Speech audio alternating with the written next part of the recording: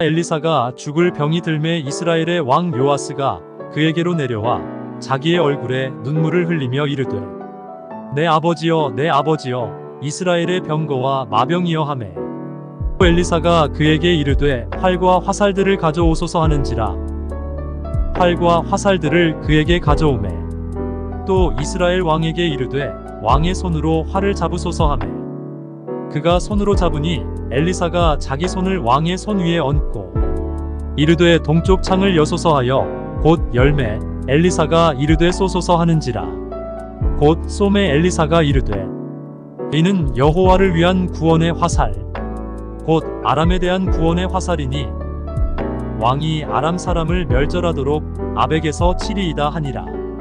또 이르되 화살들을 집으소서 곧 집음에 엘리사가 또 이스라엘 왕에게 이르되 땅을 치소서 하는지라. 이에 3번 치고 그친지라. 하나님의 사람이 노하여 이르되 왕이 6번을 칠 것이니이다. 그리하였더면 왕이 아람을 진멸하기까지 쳤으리이다. 그런즉 이제는 왕이 아람을 3번만 치리이다 하니라. 엘리사가 죽으니 그를 장사하였고 해가 바뀜에 모압 도적대들이 그 땅에 온지라. 마침 사람을 장사하는 자들이 그 도적대를 보고 그의 시체를 엘리사의 묘실에 들이던짐에 시체가 엘리사의 뼈에 닿자 곧 회생하여 일어섰더라.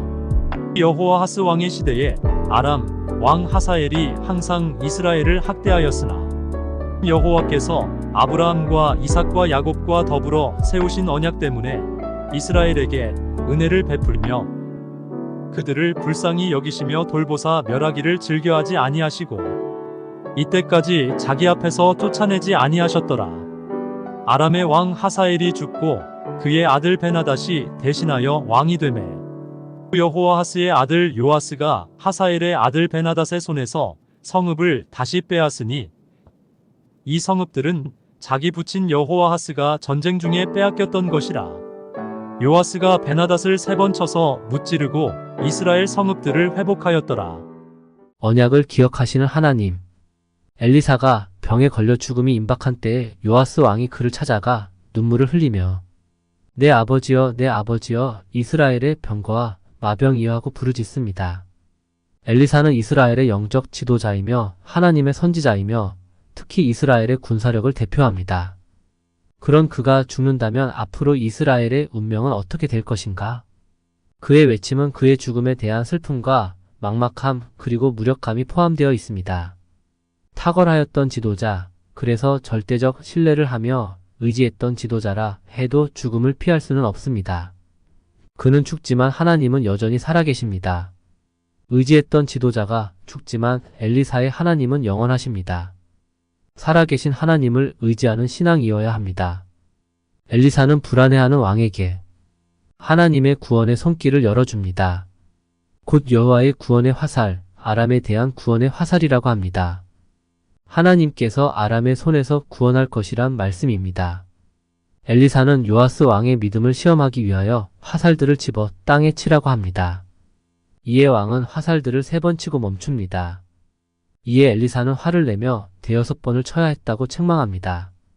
그래서 아람을 3번만 쳐서 승리할 것이라고 합니다. 하나님은 온전한 믿음을 원하십니다. 스스로 하나님을 제한하는 믿음은 제한된 승리를 경험할 뿐입니다.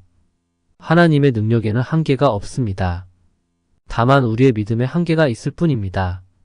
그렇기 때문에 하나님의 약속의 말씀을 온전히 신뢰하며 더욱 적극적으로 반응하는 믿음을 보여줘야 합니다.